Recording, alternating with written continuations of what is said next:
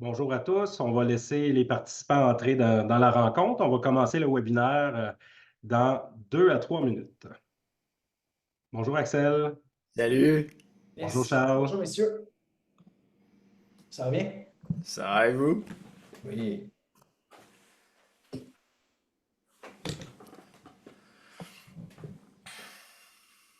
Est-ce que je vais avoir les droits pour partager l'écran? Yes, ça c'est bon, c'est fait. Bébé. Ouais.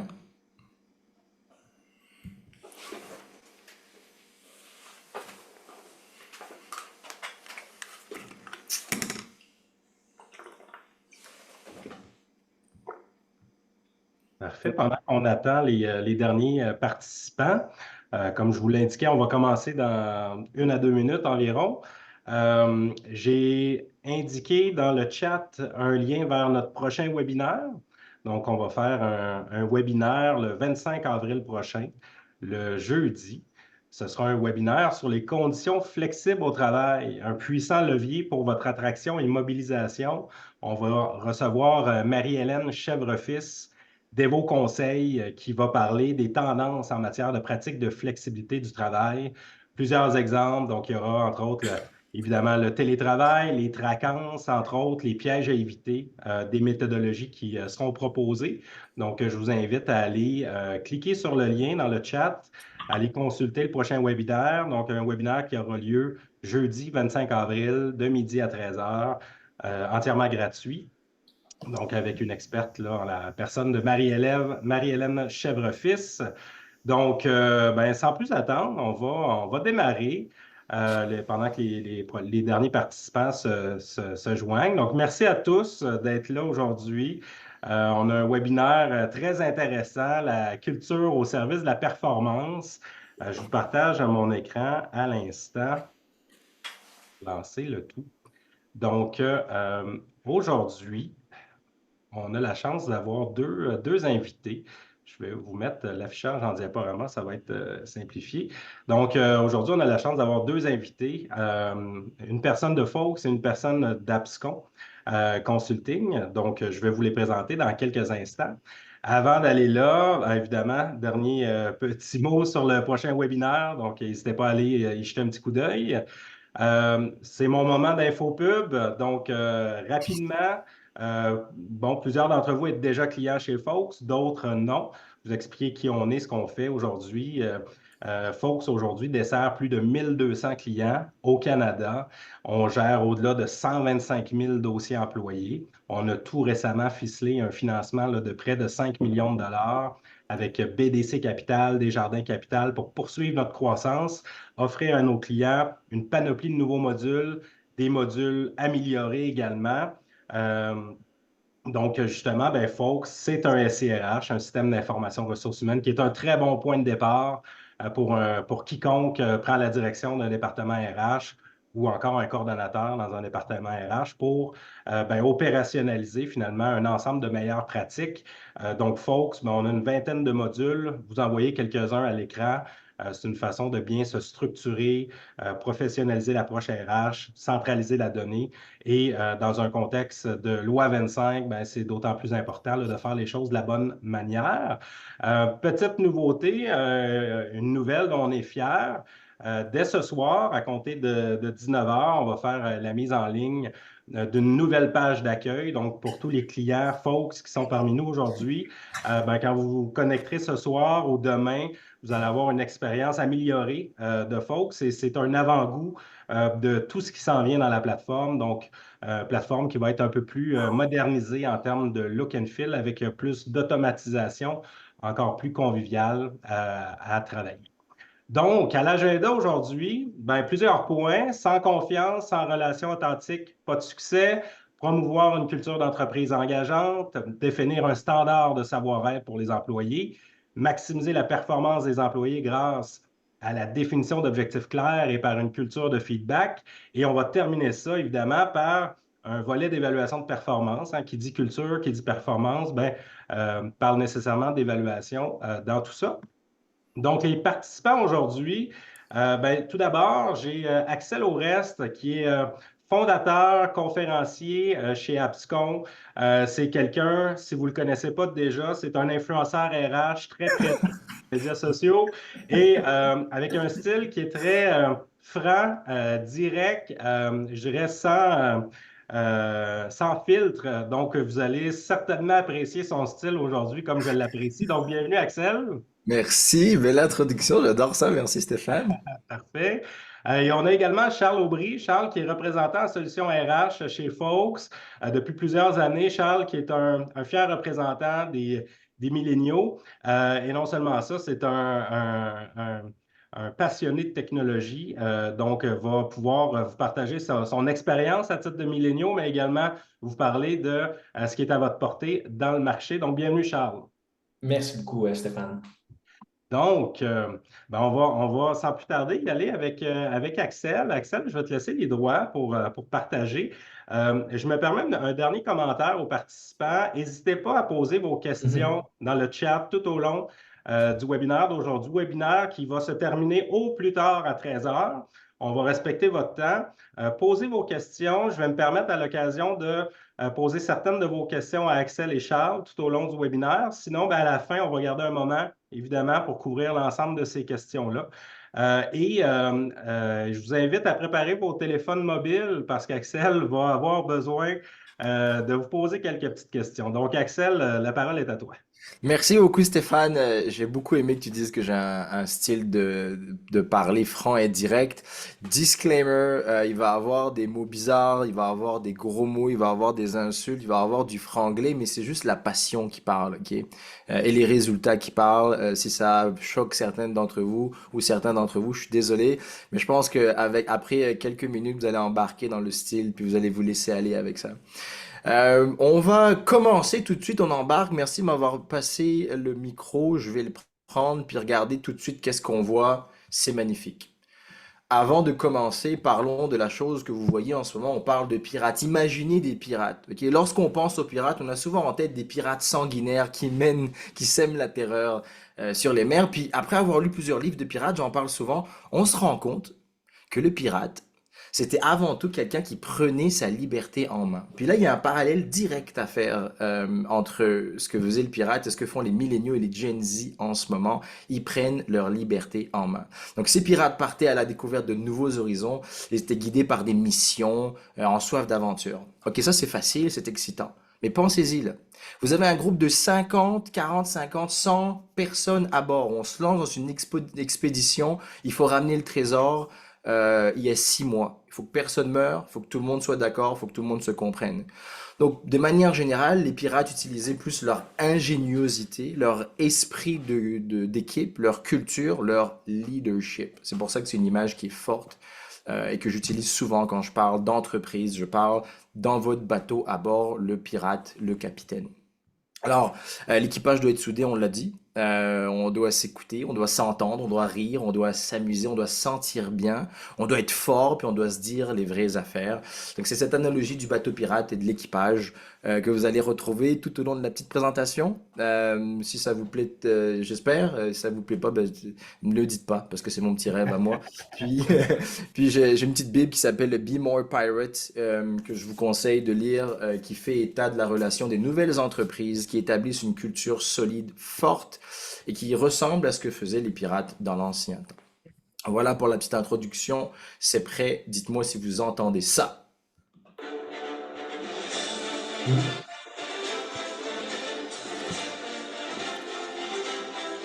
On est parti au sommaire. Je vais vous présenter très rapidement une petite minute de ce que je fais. C'est pas moi le centre de l'intérêt aujourd'hui. Le centre de l'intérêt, c'est de comprendre cette culture de la performance.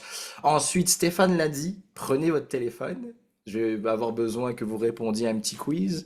Ça va être super fun, mais ça va surtout nous conscientiser sur ce qu'on sait de la culture de performance. On va passer les 3 clés de la culture de performance, puis on va vous donner 3 tips. Bien évidemment, l'objectif dans l'heure qui reste ou dans la suite du temps qui reste, c'est que vous ayez quelque chose de concret, que vous puissiez vous challenger, vous conscientiser, puis améliorer votre culture de votre entreprise. Et puis n'hésitez pas, Steph, Charles, si vous avez des questions, l'objectif c'est que ce soit participatif, tout ça là. Donc, Abscon, Je l'ai dit rapidement, moi je suis Axel Ores, on a créé une firme de consultants certifiés en PCM. On est la seule, et on va sûrement rester la seule pendant un moment, à être expert en développement organisationnel pour les PME et à utiliser un outil de communication comme porte d'entrée.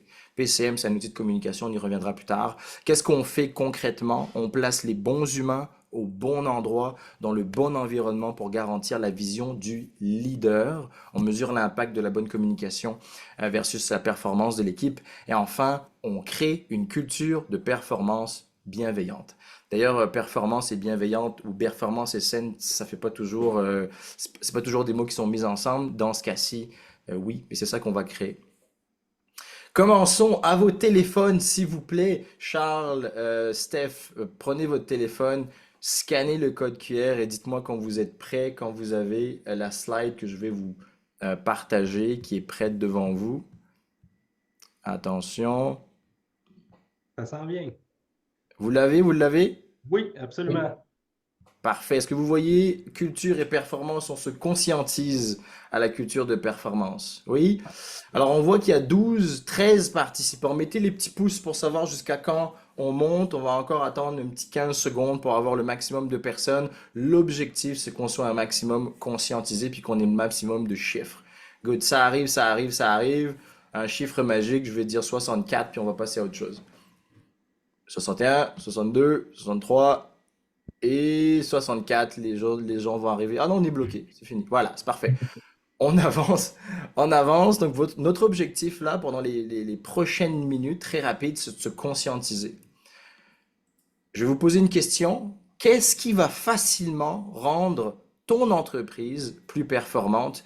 Vous allez sélectionner la réponse, puis vous n'avez pas oubliez pas d'appuyer envoyer tout en bas.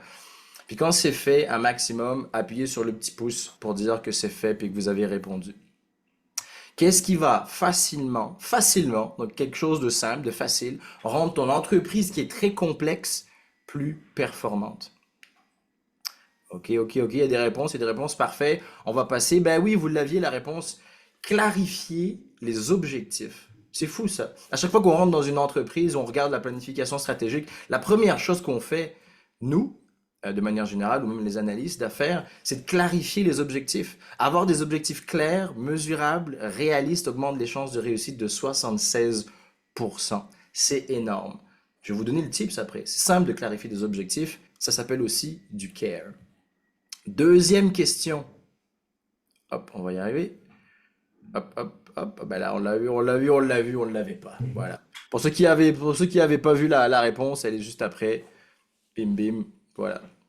Quel est le facteur qui engage une équipe dans leur travail? Engager une équipe dans son travail, il faut réaliser qu'il arrive le matin et qu'il a envie de travailler. Il a envie de faire quelque chose. Il a envie de se donner. D'ailleurs, le salaire et le prestige de l'entreprise, c'est des choses qui font partie de ce qui engage. Mais qu'est-ce qui engage le plus? Vous l'avez la réponse. Elle y était tout à l'heure. C'est la mission de l'entreprise. Encore une fois, prouver la mission de l'entreprise découle d'une culture claire et établie. Donc, si on a une mission, donc une culture claire en entreprise, on va être engagé. Vous le savez, on parle des Gen Z et des milléniaux. Ce n'est plus le salaire, oui, toujours un petit peu, et toujours qu'on va négocier, qu'on va vouloir le garder. Mais ce qui le motive à faire son day-to-day, l'heure après l'heure, c'est pourquoi je suis ici. Qu'est-ce que je vais faire? À quoi je contribue? Puis vous le savez, vous êtes au courant, on les a, nos Gen Z qui font du quiet quitting. Si c'est pas engageant, pourquoi je suis là? Si je comprends pas pourquoi je suis là, pourquoi je devrais le faire? Les compagnies qui priorisent la culture d'entreprise voient une augmentation significative de leurs revenus de 33%. Vous pouvez même vous le faire, vous-même le faire. J'espère qu'il n'y aura pas la réponse, que je me rappelle plus qu'est-ce qui s'est passé. Ben oui. Là, vous l'avez vu aussi, mais c'est pas grave. Faites comme si vous l'avez pas vu. Jouez le jeu. Parmi vous, qui considère que la communication interne est un enjeu majeur du bien-être en entreprise? Ben oui. Ben oui. Je veux dire, Steph, come on. Ah, on a un public averti, là, ici, là. Ah ben oui, comme par Les gens hasard. sont réveillés, c'est Ouais. bon signe. Oh my God, oui, c'est un enjeu, ce n'est pas un, c'est un des enjeux. Je comprends pour ceux qui disent c'est un des enjeux, mais c'est un enjeu majeur. de manière générale, toutes les statistiques pointent vers la communication, sachant aussi, très cher, que de manière générale, on communique négativement 80% du temps. C'est des chiffres qu'on peut être ensemble pour vous prouver, mais c'est des chiffres qui viennent de Process Communication Model, de l'outil qui est utilisé par Abscon et qui a été développé par la NASA. Ce qui veut dire que de manière générale, 80% de votre temps au bureau, c'est des communications approximatives, internes, qu'est-ce que j'ai à faire, la gestion du temps, qui amène à des mauvais résultats et à une perte de performance. Donc, est-ce que on a réussi à vous conscientiser un petit peu? Je vous laisse répondre. On a parlé de clarifier des objectifs, la culture, elle en est où? Puis surtout, vous avez un problème majeur en ce moment dans l'entreprise, puis vous le savez, c'est quoi en ce moment? Retour à notre présentation. Bim. Seth, est-ce que tu as aimé ça de jouer? C'était le fun ou quoi? Moi, j'ai adoré ça. Ouais. 80%, c'est quand même une statistique impressionnante, hein. Ouais, on va la passer juste après. Ça fait partie de ce qu'on est en tant qu'humain. Il faut juste en être conscient. C'est la première étape. Le quiz c'est fait. J'espère que vous êtes prêts. On y va. Les trois clés de la culture de performance. Définissons-les ensemble. Conclusion, non, c'est pas une conclusion. Performance, la culture et le fameux ingrédient magique. On va commencer par la première étape, merci beaucoup. La performance, c'est ce que les employeurs veulent. Puis on va pas se mentir, vous et nous ensemble, si vous faites pas de faire performance, on va le voir juste après, vous ne faites pas de croissance. Donc vous mentir à dire que non mais c'est pas grave, on veut juste que tu participes à l'entreprise, c'est un lie. Vous investissez pour faire performer votre entreprise. C'est ce que vous voulez en tant qu'employeur, avoir de la performance, puis lire la performance dans votre staff. C'est correct. La culture, oui, l'employé le fait, mais de manière générale, on voit que l'employeur, il prend pas d'initiative. C'est plus les employés qui le veulent. D'ailleurs, c'est pour ça qu'il y a un pôle qui s'appelle RH, qui est dédié à la culture de l'entreprise. Ça, c'est les employés. Qu'est-ce qu'on fait pour les employés? Comment on les tient investis? Est-ce qu'ils aiment ce qu'ils font? Est-ce qu'ils font partie de la mission? Mais ça, les employés, on l'a vu, ils sont pas engagés s'il n'y a pas de culture. Donc, on veut faire ça pour les employés. Puis, entre les deux, et ce qui est aussi le centre de ce que vous allez créer, c'est l'ingrédient magique. C'est que les deux camps veulent. Est-ce que vous avez un indice, Steph, Charles, est-ce que vous savez c'est quoi l'ingrédient magique? Une bonne question. La colle entre les deux. Toi, Charles, tu dirais? Je veux pas vendre le morceau, fait que. Mais oui, tu l'as vu, Charles! Bien joué, bien joué. Commençons la performance, ok? On l'a dit tout à l'heure, pourquoi poursuivre la croissance? Si le PDG de GoDaddy vous dit que tout ce qu'on mesure s'améliore, si vous ne mesurez pas, vous n'allez pas vous améliorer, c'est aussi simple que ça, ok? Il y en a pour qui les chiffres c'est un petit peu plus stressant, il y en a pour qui le mot performance est agressif, puis on le comprend dans notre ancienne culture, la performance, le performance review, c'était est-ce que tu passes ou tu casses, puis sachez aussi qu'on a été éduqué à la performance à l'école, au cégep, on est noté en tant qu'humain sur des notes 0 à 10, 0 à 100. Donc pour nous, avoir un chiffre associé à notre être est négatif.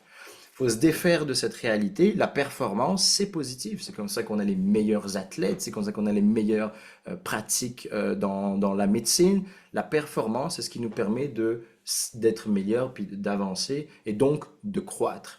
Donc pourquoi? Pour comprendre, contrôler et apprivoiser la croissance. Donc juste en ayant cette conversation avec votre équipe, de dire, hey, voilà pourquoi j'ai besoin de performance, ça va aider votre équipe à comprendre le concept. Mais surtout pour savoir à quelle vitesse va ton navire, à quelle vitesse vous allez. Est-ce que vous êtes en retard ou est-ce que vous êtes en avance?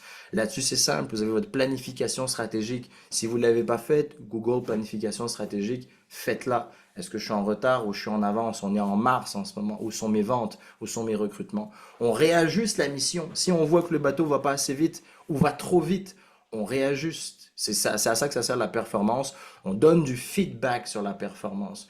Steph, si on travaillait ensemble et que tu me rendais un document ou une charte avec des chiffres pas nice, j'aurais dit, hey, juste Steph, c'est pas génial ce qui a été fait, mais la raison pour laquelle, c'est que le fait que tu l'aies pas rendu dans les temps, ben voilà, ça impacte ma mission pour après-demain. Est-ce que c'est right ou wrong? C'est ni l'un ni l'autre. Ça s'appelle du feedback pour se réajuster, pour collaborer ensemble. Mais le fait que j'en avais besoin pour une date particulière pour que c'est une tâche particulière. Ça me permet de savoir est-ce que je lui ai bien donné la mission, est-ce que lui comprend la mission. Donc juste performance, est-ce qu'il est bon ou est-ce qu'il est mauvais, ça permet à l'équipe de se réajuster.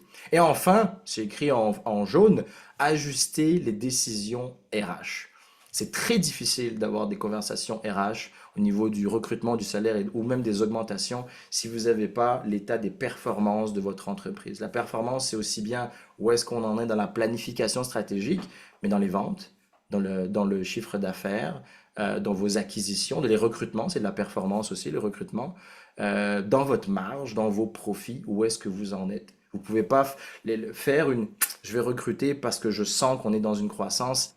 Qu'est-ce qui vous le dit? Donc, il vous faut des chiffres, il faut que vous attachiez à quelque chose de concret pour prendre les meilleures décisions.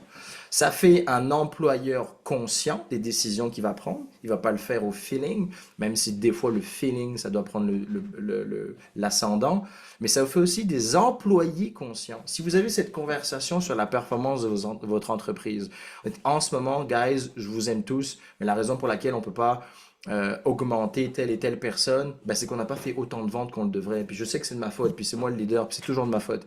Néanmoins, voilà ce qui se passe. Je ne peux pas l'inventer, ce cash. Ça fait des employés conscients.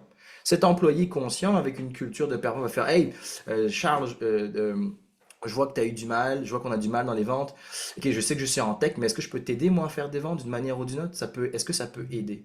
Cette culture de performance qu'on va transformer en performance saine, ça passe par ce que je viens de vous dire, éduquer votre entreprise à la performance. On enlève l'ancien système qu'on avait dans le cerveau. Voilà pourquoi on a besoin de performance. Puis de ce que j'entends que tu mentionnes, Axel, la transparence semble être importante aussi hein, dans les communications entre l'employeur et ses employés. C'est une tendance, ça? Est-ce que tu le vois dans ta pratique? C'est absolument une tendance dans la volonté de le faire, c'est dans la pratique que c'est difficile. Puis c'est OK. absolument normal, comme on le sait, que ce soit notre éducation personnelle ou familiale, que ce soit notre environnement de travail, la transparence, qui est des fois associée à l'authenticité, c'est pas toujours bon si on sait pas ce que c'est, puis on sait pas comment le prendre. Puis il y a aussi une énorme part d'ego. Dans la plupart des entreprises, toutes les entreprises avec lesquelles je fais affaire veulent cette transparence. Ça prend l'ingrédient secret qu'on va dévoiler pour pouvoir avoir accès à cette transparence. Si vous avez des questions pour la performance, si tu en vois Steph passer, n'hésite pas Oui, à puis m'en faire part. d'ailleurs, j'ai eu une très bonne commentaire, très bonne question de la part de Lauriane. Lauriane m'a indiqué que pour poser des questions, il faut passer par le Q&A. Donc, posez vos questions, je vais les voir, je vais pouvoir y répondre live ou on va les poser à Axel, là, mais n'hésitez pas. Great! Donc performance, pourquoi? Pour comprendre, contrôler et apprivoiser, pardon, la croissance. La culture maintenant, on a dit que la performance, c'est ce que les employeurs veulent, la culture, c'est ce que les employés veulent. Une culture, la phrase bateau, cliché que vous allez lire, renforce la réputation de l'entreprise, attire les talents et les clients. Tout le monde la connaît cette phrase, on l'utilise à tort et à travers dans le branding RH, ok. Mais vraiment, pourquoi la culture? Parce qu'une culture solide va permettre de travailler dans un environnement plus exigeant, ce qui va pousser naturellement à la performance. C'est Jamie Wheal, puis je vais vous en parler de cette personne-là, Jamie Wheal, qui est un auteur et qui est un chercheur. Quand on parle de culture solide, rappelez-vous le bateau. D'ailleurs, vous avez l'image des personnes à bord sur le bateau. Rappelez-vous le bateau. Si la culture, elle n'est pas solide, on part pour 6 mois d'expédition pour aller sur l'île au trésor et ramener et mettre tout le monde à la retraite après 6 mois. Après 3 semaines, la culture n'est pas solide. On n'a pas mis les valeurs en place, on n'a pas de code d'honneur. Ben, il peut y avoir 2 ou 3 pommes pourries qui s'énervent, qui s'insurgent et qui foirent tout l'investissement établi par le capitaine. Il a construit le bateau, il a mis du cash, il a recruté des gens. Puis là, la culture n'est pas solide, elle est branlante. Ouais, ben non, capitaine, on va pas aller sur cette île-là, on va aller sur cette île-là. Ben non, ben alors si, on fait ce qu'on veut. Là, on est un groupe de 10 personnes, on n'a plus envie, on n'est plus motivé à aller dans cette direction-là. C'est ça, une culture solide va permettre de travailler dans un environnement plus exigeant. Quand vous allez avoir des courbes de progression, si par exemple vous vendez un produit puis c'est bientôt le Black Friday, il faut que l'équipe se tienne. Il faut que vous ayez une équipe qui... Ben ça, comment on va faire pour que l'équipe se tienne et s'entraide, quelle que soit la position? Ben c'est la culture qui va le permettre de travailler dans un environnement plus exigeant. Maintenant, pour revenir à Jamie Wheal, très très très rapidement, on le considère comme un spécialiste de l'optimisation et de la performance. Ce qu'il fait, c'est qu'il allie culture, biologie, psychologie. Il y a un terme très spécifique qu'ils vont utiliser qui est la neuroanthropologie.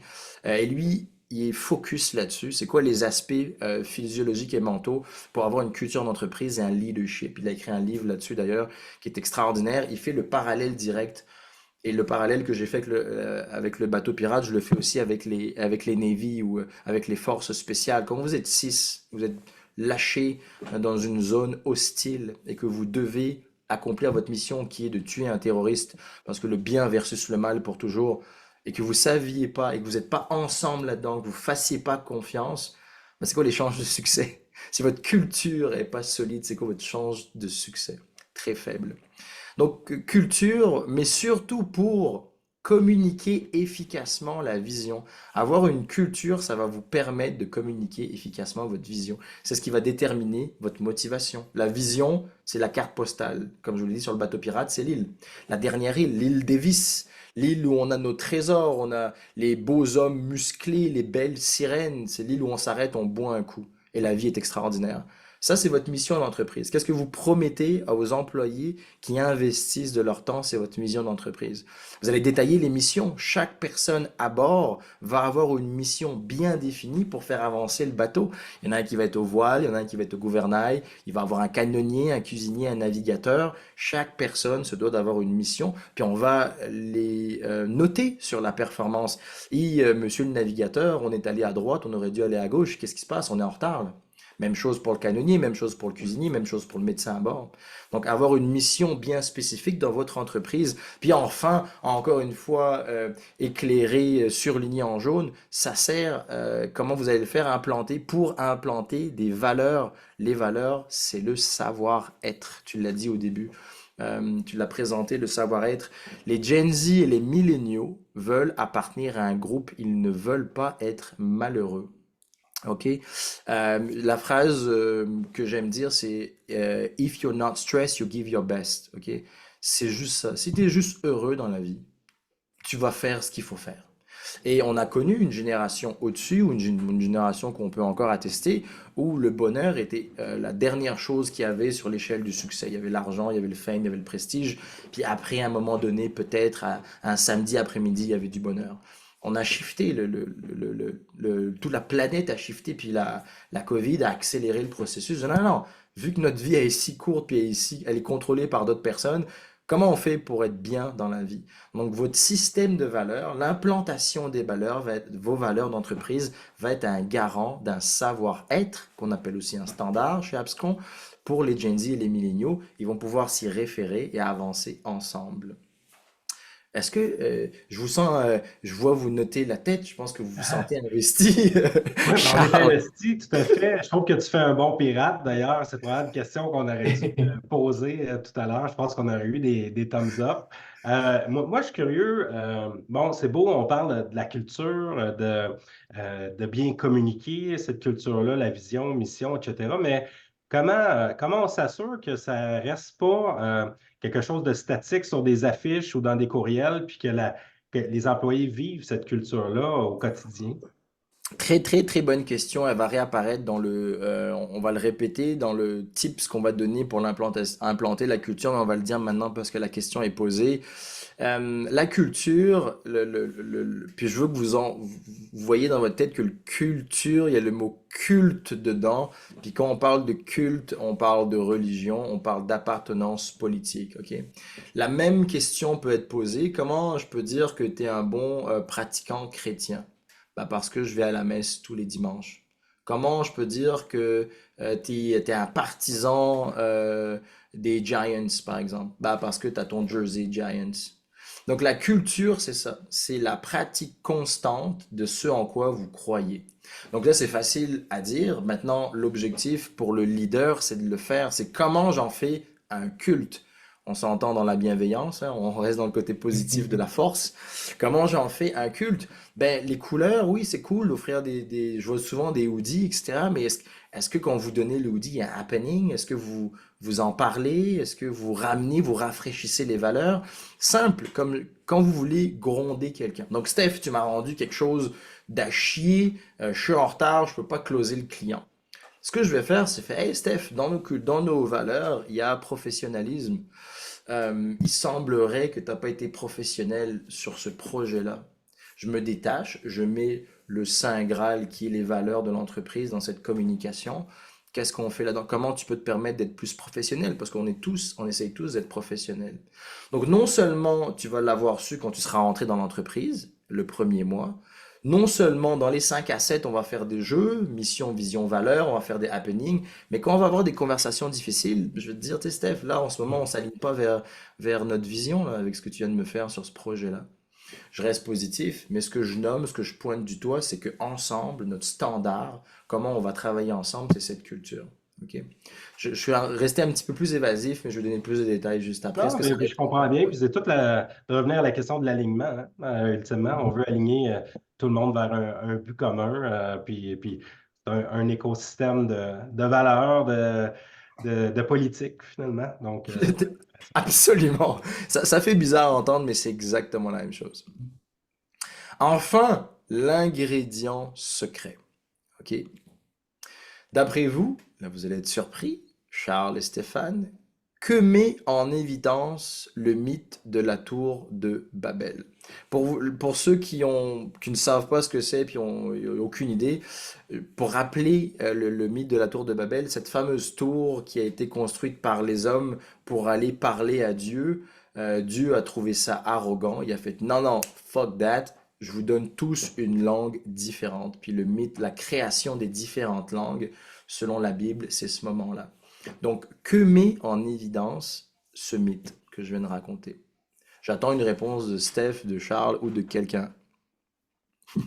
Charles, ça va être ton temps de te mouiller, je pense. De Shiny, ouais. J'essaie de voir, puis on dirait que j'ai pas la réponse, Axel. C'est correct, c'était tricky comme question. Mhm. L'objectif, c'est qu'on la trouve pas, cette réponse. Eh ouais, je suis pas fun. Ce que ça met en évidence, donc rappelons nous le mythe, les hommes se sont alliés, ont créé une tour très très très haute. Ça a tellement fait peur à Dieu qu'ils y arrivent un jour, qu'il a décidé qu'ils ne se parlaient plus de la même langue. Ce que ça met en évidence, c'est quand les gens parlent la même langue et qui sont investis d'une mission, ils font peur même les dieux. Ce que ça met aussi en évidence, c'est que la clé pour construire quelque chose d'aussi monumental, c'est de parler la même langue. Donc la clé, c'est la communication. Donc le mythe de la tour de Babel met en évidence que si on a compris comment on devait parler, on a compris comment on devait avancer. Puis c'est là où ce qu'on fait chez Abscon est très spécifique. Vous allez avoir des personnes qui vont implanter des cultures, des personnes qui vont implanter des performances. Nous, on implante les trois, mais on utilise l'ingrédient secret, l'ingrédient magique qui est la communication. On a parlé au début, on avait dit 80% du temps, on parle mal, notre communication est stressante ou stressée.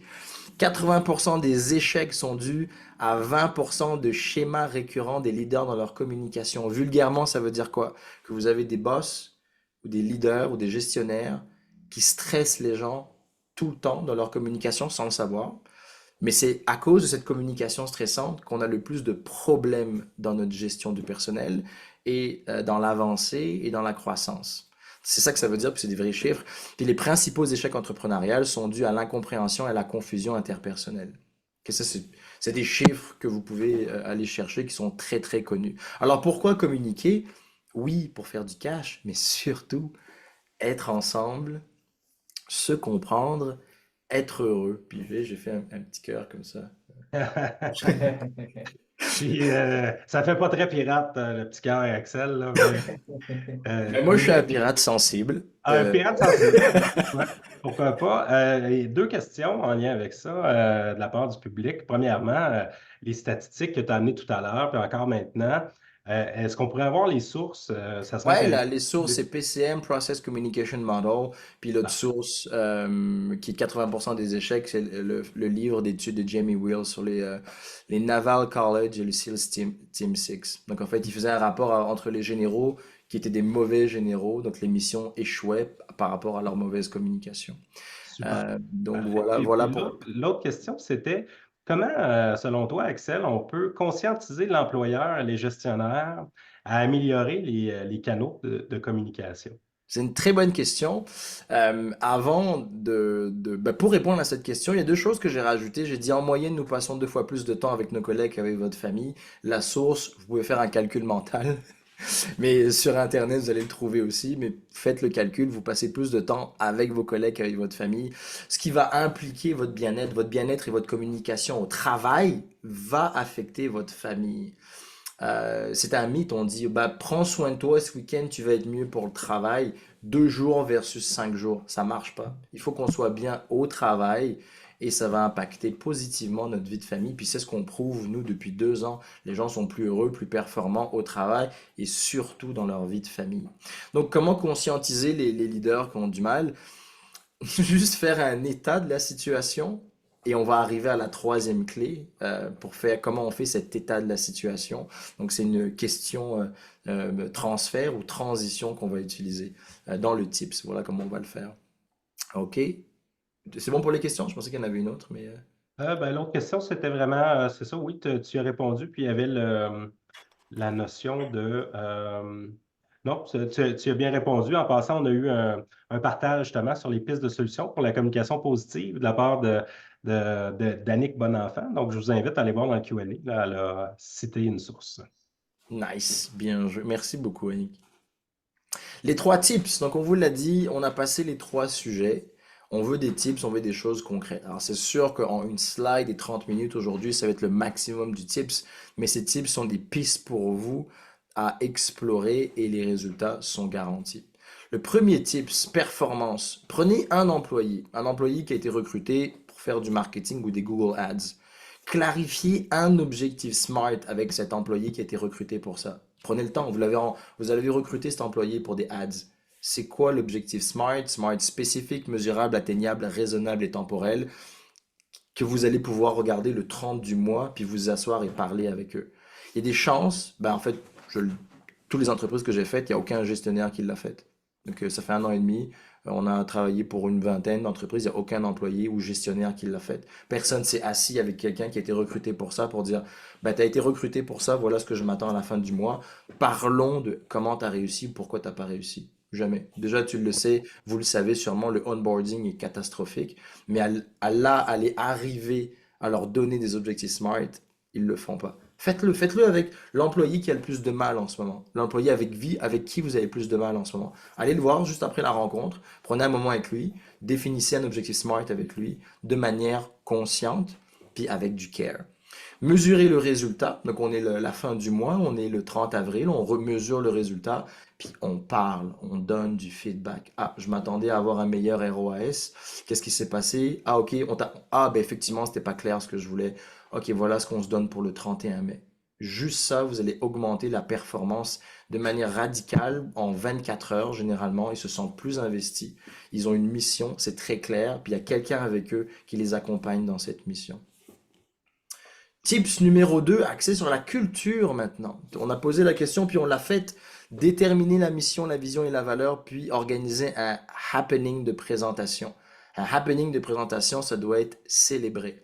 Il y a une entreprise à qui j'ai dit ça, où son happening, c'était un zoom, là.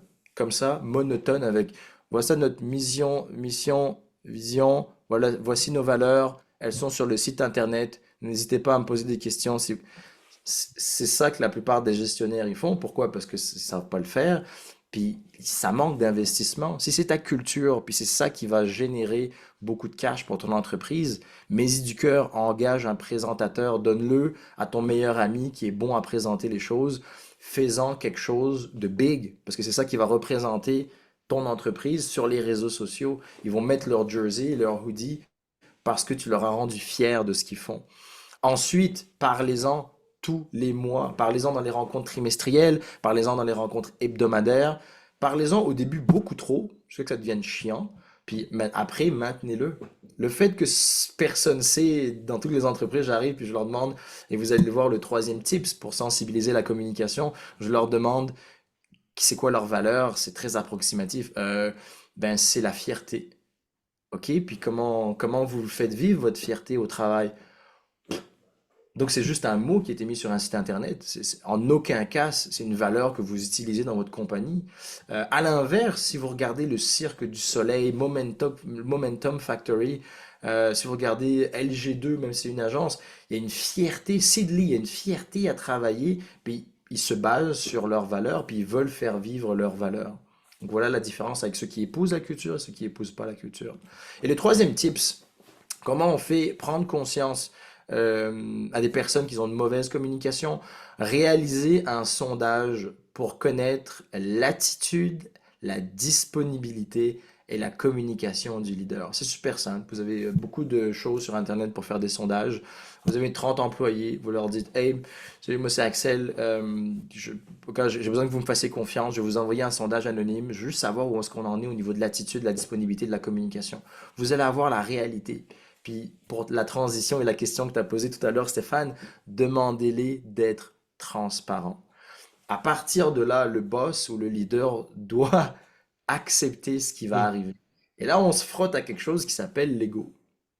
Je peux déjà vous dire que si vous sentez que vous avez un gestionnaire qui a un problème d'ego, tout ce que je viens de dire ne fonctionne pas. Ok. Tout ce que je viens de dire depuis les 30 minutes, ça ne fonctionne pas. S'il ne se remet pas en question, il ne fait pas confiance en les personnes qu'il a recrutées pour soi-disant être meilleur que lui puis faire la performance de son entreprise, tout ce que je viens de dire, c'est du blabla dans ses oreilles.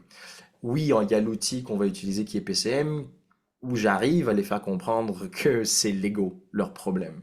Mais là, on a un autre niveau d'engagement, puis un autre niveau de compréhension. Ce que je vous donne fonctionne très bien si vous avez un boss, un leader ou une gestionnaire qui a envie de s'améliorer, puis qui a envie de performer. Au final, tout ce que je vous dis, c'est pour faire avancer le bateau plus vite, puis avoir une croissance exponentielle.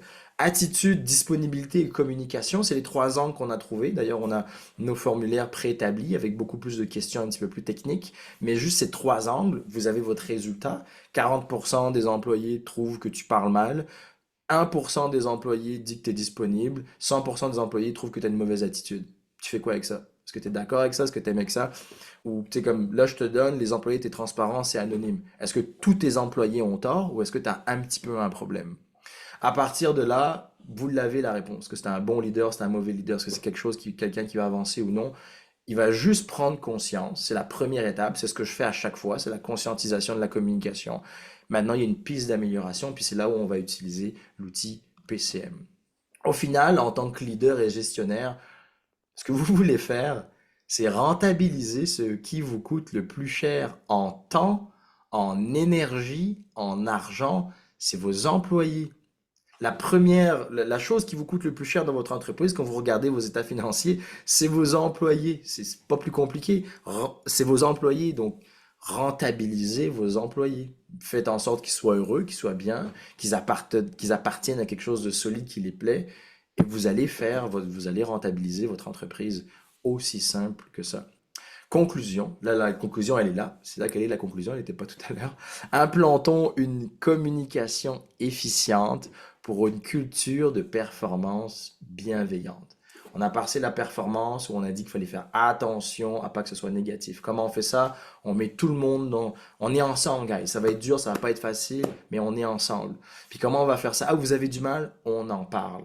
Vous avez du mal, on va communiquer, on va faire en sorte de trouver des solutions. Il va y avoir un care qui va se créer. Okay?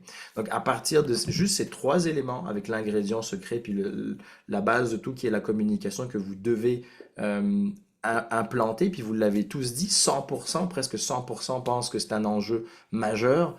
Commencez par là. Commencez par l'enjeu majeur de votre entreprise qui est, on a une communication de cul, où la communication interne, elle ne se fait pas. Voilà pour la conclusion.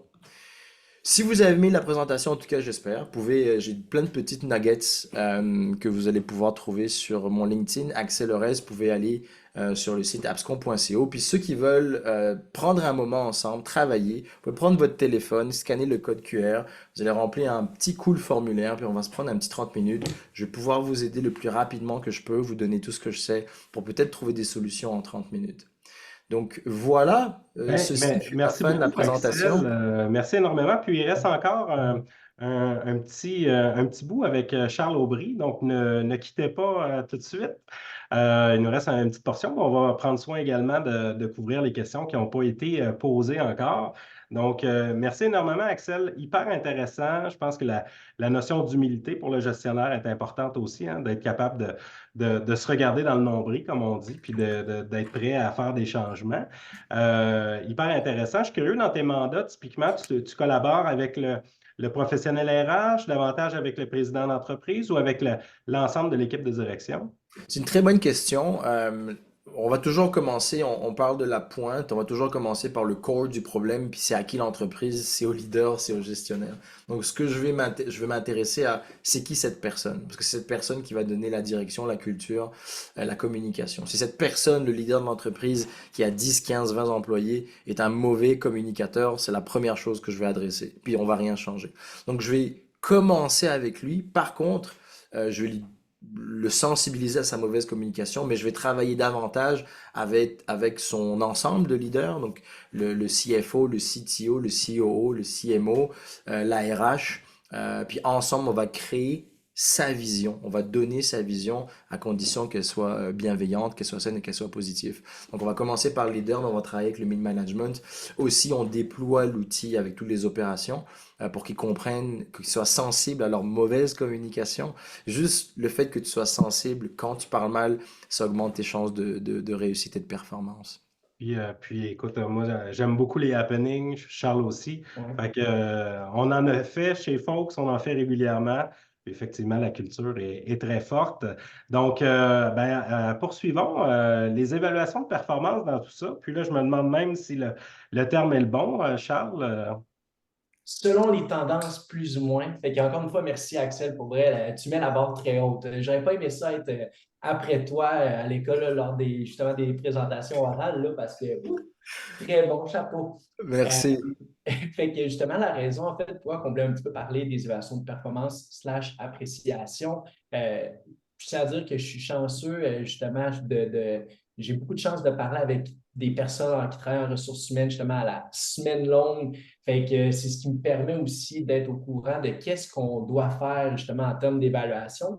Fait que Stéphane, tu pourrais changer, justement, là, de page. Fait en fait, il y a quatre grands concepts clés. Puis ce qui est le fun, c'est que justement, tout ce que Axel a mentionné, ben, c'est qu'on va pouvoir faire un parallèle, justement.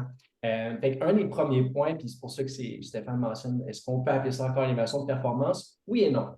On le voit de plus en plus, justement, puis Axel aussi l'a mentionné, on veut détacher justement les rencontres du score. Bon, mais Charles, toi, à fin d'année, as-tu atteint tes quotas, justement? As-tu une note de 8 sur 10? Parce que justement, ça peut créer un stress. Ça peut après ça dire, bon, ben, j'ai pas eu 8 sur 10, j'ai eu 5, je vais-tu avoir une augmentation? Est-ce que je vais me permettre dehors? Fait que c'est du stress qui, justement, n'est pas nécessairement bon pour l'employé. Puis comme Axel aussi a mentionné, le but, c'est vraiment de travailler en équipe. Fait que le fait d'appeler ça des rencontres d'appréciation, de focuser davantage sur une discussion ouverte, d'apporter de la rétroaction, c'est justement de savoir, en fait, d'avoir un plan de match, puis de se dire, bon, bien, parfait, on est là aujourd'hui, là, vous ne le voyez pas, je vous mettais là, on veut se rendre encore plus haut. Fait que c'est ça un des points qu'on va vouloir justement travailler dans le futur. Puis en lien avec ça, ben, c'est quand est-ce qu'on doit faire justement ces fameuses rencontres-là. Pour les gens qui m'ont déjà rencontré lors de démonstrations dans des événements, je le mentionne toujours, un employé peut être avec vous, oui, quelques mois, mais généralement, ça peut être des années, des dizaines d'années. Le cycle de vie d'un employé est extrêmement long. Fait que de faire une rencontre une fois par année, c'est pas assez. Donc oui, des gens vont faire des évaluations de probation de 3 mois, Mais pourquoi pas en faire une au 6e mois? Parce que justement, en 3 mois aussi, il y a beaucoup de choses qui peuvent arriver. Fait que c'est bien de justement de clarifier les objectifs au début, mais après ça, d'avoir des check-ins réguliers pour voir ben, où est-ce qu'on est rendu. J'aime ça faire le parallèle aussi avec des sondages de mobilisation. Si je fais un gros sondage en janvier, ben, au mois d'octobre, ça se peut que ce ne soit plus pas tous les mêmes points qui ressortent. Fait que c'est exactement la même affaire pour ce qui est des rencontres avec les employés. C'est qu'on doit faire ce genre de rencontre-là de manière un petit peu plus, en fait, sous forme d'amélioration continue. Euh, Puis, qu'est-ce qu'on souhaite améliorer? Puis, je vous pose la question, justement. Qu'est-ce qu'on souhaite améliorer? Fait que c'est bien de s'asseoir avec les gestionnaires et de se faire un plan de match, surtout de standardiser nos processus. On le voit beaucoup, justement, dans les organisations, puis on va en parler aussi avec des outils, mais ça devient difficile sans outils de standardiser les processus. Puis c'est surtout, justement, on le voit beaucoup, les gestionnaires, des fois, ils manquent d'outils, ils manquent un plan de match. Fait que le fait de dire, bon, ben, c'est le temps de faire vos évaluations, aller questionner vos employés. On s'entend qu'en termes d'information, ça devient difficile d'avoir des comparatifs. Puis, en termes de statistiques, là, selon Deloitte, en fait, il y a seulement 8% des organisations qui pensent que leur processus de gestion de la performance génère une valeur ajoutée. Fait que 8%, c'est minuscule, mais encore une fois, c'est pour ça qu'il va falloir s'outiller puis en fait se clarifier les objectifs qu'on va vouloir améliorer, autant pour l'employé et l'employeur, parce que ça marche dans les deux sens. On est une équipe, on veut partir du point A au point B, on veut s'améliorer. Puis justement, se convenir, faire un plan d'action. Fait que j'ai parlé d'outils, comme Stéphane l'a mentionné, puis comme plusieurs personnes me connaissent ici, je suis du côté techno, j'adore. Est-ce que Fait je peux te poser une question bien sûr, intéressante? Axel, On, bien on sûr. parle évaluation de performance versus Mhm. rencontre d'appréciation. Exact. Il y a deux choses, puis c'est une question, remarque slash question. Ouais. Euh, Est-ce qu'on pourrait pas faire les deux en même temps? Puis là, je vais sensibiliser aussi que le leader, Mhm. il y a beaucoup à faire. Donc, s'il y a, ou le gestionnaire ou la directrice RH, elle en a beaucoup, beaucoup, beaucoup à faire. Donc, est-ce que tu parles de merger les deux ou d'en faire deux séparément? Très bonne question, en fait. Je dirais que ça dépend de plusieurs points. Ça va vraiment dépendre des besoins, en fait, des gens, Hmm. de l'industrie, du marché, de qu'est-ce qu'on va vouloir évaluer. On s'entend, si on prend le meilleur exemple, c'est toujours un représentant des ventes. C'est pas mal plus facile à évaluer étant donné qu'on va voir le quantitatif. Est-ce qu'on a atteint les quotas, justement, mais au-delà de ça, justement, si tu ne les as pas atteints, pourquoi on ne les a pas atteints, qu'est-ce qu'on va pouvoir faire pour t'aider, nous, en tant qu'employeur, en tant que gestionnaire. Fait qu'en effet, ça peut être une bonne idée de merger ces deux rencontres-là, tout en faisant tout de même des check-ins qui vont être à chaque trimestre, une fois par mois aussi. Donc, ça dépend en fait de la réalité du client et du temps et de l'énergie qui est prêt à mettre aussi, bien sûr. Il y a une importance à prendre la température une fois de temps en temps, là. C'est ce qu'on comprend. Puis bon, on parle d'outils. Évidemment, j'imagine que ton point derrière ça, Charles, c'est que une rencontre d'appréciation, une évaluation de performance, ça prend du temps, c'est énergivore. Axel le mentionnait. Les gens sont hyper occupés. Fait que comment qu'on peut alléger tout ça? Probablement que les outils aident, hein, en grande partie. Ben oui, exact. Puis justement, encore une fois, je suis chanceux de parler avec beaucoup de personnes en ressources humaines à longueur de semaine. Fait qu'on le voit, les plus grands freins, en fait, justement liés au processus d'évaluation, c'est le manque d'outils, autant le côté techno que le côté humain. Donc, le fait d'avoir des outils technologiques vont nous permettre de justement automatiser les processus. Fait que votre questionnaire, une fois qu'il est monté, il n'y a pas de valeur ajoutée d'envoyer ça en fichier Excel, d'envoyer ça papier, encore une fois, de courir après les gens. Donc, ça, c'est le genre de choses qu'on va pouvoir standardiser nos processus, les automatiser pour nous aider à sauver du temps, d'emmagasiner l'information, mais il y a aussi le côté humain. Puis je donne toujours cet exemple-là, c'est beau de s'inscrire au gym, mais si je ne vais pas, si je n'ai pas un coach pour me guider, ben, ça ne sert pas à grand-chose, justement. Ça se peut que je m'entraîne, mais que je ne m'entraîne pas de la bonne manière. Fait que le fait d'avoir un champion dans l'organisation qui prend le temps de s'asseoir avec les gestionnaires, de justement se faire un plan de match, voir qu'est-ce qu'on veut améliorer, mais c'est super important. Fait qu'il y a le côté justement techno et il y a le côté humain. Très bon point. Fait que si on revient aux outils, justement, il y en a plusieurs, puis ça, je pourrais vous en parler pendant littéralement 12 heures de temps, mais tu sais, ça va vraiment, c'est segmenté en trois grandes portions. Fait que vraiment l'acquisition de talent. Donc oui, il y a des outils justement pour faire le marketing, pour avoir en fait, pour envoyer les offres d'emploi, pour avoir le suivi des candidatures, des embauches, mais il y a aussi toute la notion de après, justement, la gestion des talents. Comme j'ai mentionné, les évaluations de rendement slash appréciation, ça se fait tout au long du cycle de vie de l'employé. Donc, autant lors de l'accueil et intégration, ça je le mentionne toujours, c'est comme une première date, les 30 premières secondes sont super importantes. C'est la même chose lors de l'accueil et intégration. Justement, au niveau des évaluations de performance, de faire des sondages de mobilisation. Donc, s'il y a on a de moins en moins d'excuses pour dire qu'on manque de temps quand on a des outils à portée de main pour nous aider justement à automatiser et standardiser là, ces processus-là. Puis je dirais, puis en fait, Axel il en a mentionné beaucoup justement de ces points-là. En fait, l'impact positif potentiel, bien sûr, là, de faire d'avoir des meilleurs processus en place, mais c'est justement l'augmentation de la performance globale. Euh, Moins qu'on est stressé, plus qu'on va aimer ce qu'on va faire et par le fait même, il y a une corrélation avec justement la performance. L'engagement, la mobilisation, augmentation de rétention aussi. On le voit beaucoup, les ressources humaines sont en train de se professionnaliser. Auparavant, bon, ben, c'était de la saisie de données, on rentre l'information dans la paie, on rentre l'information dans des Excel. Mais là, c'est le fun de voir justement que les ressources humaines font partie de la stratégie pour garder nos employés, de les amener justement au niveau supérieur. Puis bien sûr, mais avec ça, c'est qu'on a une croissance des compétences autant pour les employés que pour les gestionnaires, puis par le fait même, ben, une croissance pour l'organisation. Fait que je te repasserai la parole, Ben oui, Stéphane. absolument. Puis, tu sais, je pense qu'ultimement, comme tu dis, le fait d'augmenter la rétention, de combiner ça avec une culture forte, ben là, on a des ambassadeurs à l'interne qui vont promouvoir là, finalement notre marque, qui peuvent aider au recrutement, à la performance aussi, d'aller chercher des Mhm. nouveaux contrats. Donc, tout ça est extrêmement positif. On va passer à la période des questions. Comme je vous mentionnais, le tout sera terminé pour 13 heures. Merci énormément pour votre attention, pour votre participation aujourd'hui. J'en profite de faire mon dernière infopub par rapport au prochain webinaire, 25 avril, de midi à 13 heures, conditions flexibles au travail. On va parler de traquance, de télétravail. On va avoir Marie-Hélène Chèvrefils des Beaux Conseils comme experte. J'ai mis le lien également dans le chat, donc n'hésitez pas. On va aller voir les questions sans plus tarder. Donc, on a comme question. On pourrait utiliser ces trois thèmes pour une évaluation même hors poste gestionnaire. Non, pour une évaluation annuelle, par exemple. Donc, on parlait de trois thèmes. Est-ce que c'était dans ta présentation, ça, Axel?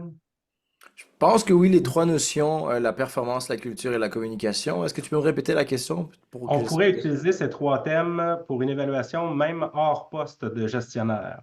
Oh, ben en fait, cette évaluation, elle est pour absolument tout le monde. Puis c'est sûr, principalement pour les gestionnaires, mais c'est une conversation qui doit avoir lieu tout le temps et en tout temps. N'importe quelle personne qui arrive dans l'entreprise doit contribuer à quelque chose. Donc, on t'engage pour quoi? Pour tes compétences techniques, tes hard skills. OK? Donc, ça, c'est les performances. On t'engage parce que tu fit avec l'équipe. Donc, c'est la culture. C'est on aime quand tu souris, on aime ta joie de vivre, on aime la fraîcheur que t'amènes, on aime ce que t'es. Donc là, on est dans la culture et le savoir-être. Maintenant, ce qui va faire en sorte que ces deux fonctionnent puis qu'on le garde, c'est la communication. Donc, juger la personne après 3 mois, hey, tu fit, tu travailles très bien, mais excuse-moi, on s'entend pas bien. La communication est à chier avec tes collègues. Est-ce qu'il y a quelque chose qu'on peut faire? Est-ce que dès que tu arrives, tu grognes ou à chaque fois que tu veux donner un point, il faut que tu montes sur la table? Il y a des gens qui aiment ça et des gens qui aiment moins ça. Puis là, pourquoi c'est important? C'est parce que vous avez les deux. Vous avez ce fameux jugement de valeur et de culture que vous avez dans vos rencontres RH. Vous avez cette fameuse performance review, mais il n'y a aucun d'entre nous, vous, gestionnaires, qui pointait du doigt la mauvaise communication parce que on a l'habitude d'être Hmm. stressé, parce que on pense pas que c'est important, mais vous l'avez dit, c'est l'enjeu majeur. Donc, adresser la personne qui parle mal, le boss qui parle mal, le gestionnaire ou l'employé qui a un problème de communication. Ça va régler Bon, bien des problèmes pour la semaine prochaine, c'est le, garanti. le courage managérial, hein? Donc, c'est important. Ouais. D'oser puis de le faire avec tact. Ben, c'est parfait. Écoutez, sinon, on a des bons commentaires positifs, des remerciements, etc. Donc, on va terminer la rencontre. Vous allez recevoir une copie de l'enregistrement cet après-midi. Dans la copie de l'enregistrement, il y aura également un sondage post-webinaire. On vous invite à prendre une minute pour y répondre. On va pouvoir s'améliorer avec ça, savoir si a bien été, moins bien été, ce que vous voulez entendre parler également. On a l'intention de faire des webinaires une fois par mois tout au long de l'année. Donc, on va évidemment lire vos commentaires et en tenir compte. Donc, merci Axel, merci Charles pour votre participation Oui. aujourd'hui. C'était fort intéressant.